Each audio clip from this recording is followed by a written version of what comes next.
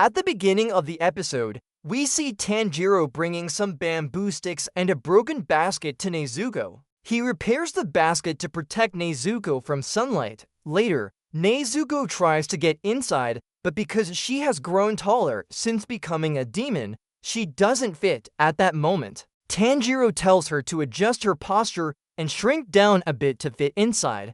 Nezuko follows his instruction, squeezes into the basket, and Tanjiro sets off, carrying her on his back toward Mount Sajiri. It is now night. As he walks through the forest, he approaches a temple and suddenly catches the scent of blood. He rushes inside only to find the demon already feasting on the victims. Everyone is dead. The demon turns to Tanjiro and growls, "This is my territory. Anyone who enters here will suffer." Tanjiro is terrified. Before he can react, the monster attacks Nezuko, still inside the basket. Here's the clash. Her mouth waters not from hunger for human flesh, but from the overwhelming sadness of seeing her brother in danger. Tanjiro fights bravely, but when he screams in pain, Nezuko bursts out of the basket. She dashes forward and delivers a powerful kick, severing the demon's head. The head falls to the ground, and the demon sneers, "How can you, a demon, protect a human?" But then the headless body suddenly moves. It lunges at Tanjiro, shocking him. He wonders, how can it still attack without a head?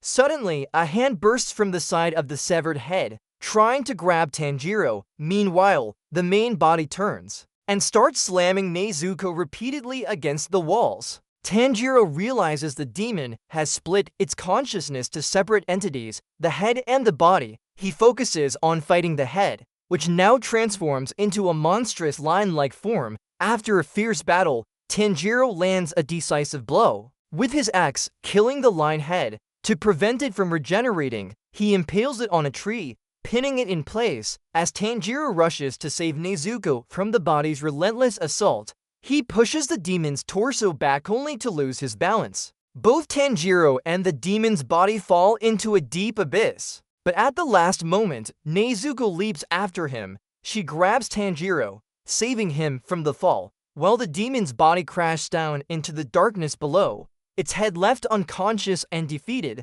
Now, as Tanjiro stands over the immobilized demon head, a man suddenly appears behind him and says, Nice. It won't die yet. Tanjiro turns. Startled, the man asks, "Tell me, how do you think it can be killed?" Tanjiro hesitates, thinking deeply. Then, he picks up a nearby stone and smashes the demon's head with it, finally destroying it completely. The man watches silently, then thinks to himself, what a kind boy. A demon stands before him, and yet he hesitates. I doubt he has the resolve to kill.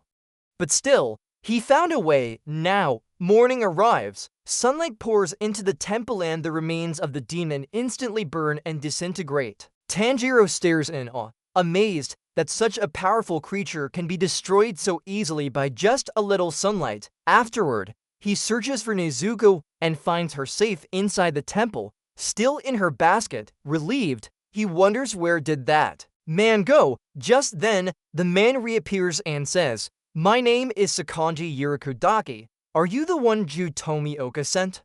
Tanjiro nods. Yes, I am. Sakanji looks at Nezuko, then at Tanjiro, and asks coldly, what will you do if your sister ever eats a human? Tanjiro flinches at the question, his heart heavy. Without warning, Sakanji slaps him hard across the face. You're too slow to decide. He scolds, that's why you're weak. You couldn't kill the demon before dawn. You couldn't even answer my simple question because your resolve isn't strong enough. He continues, there are only two things you can do if your sister ever eats a person. First, kill her, and then kill yourself. Second, prevent it from happening no matter what. Do you understand? Tanjiro, trembling but determined, replies, yes. Sakanji nods. Good. Then come with me. I'll test whether you're truly worthy of joining the Demon Slayer Corps. He helps Tanjiro pick up Nezuko's basket, and together they leave for his home deep in the mountains. Once there, Sakanji tells Tanjiro,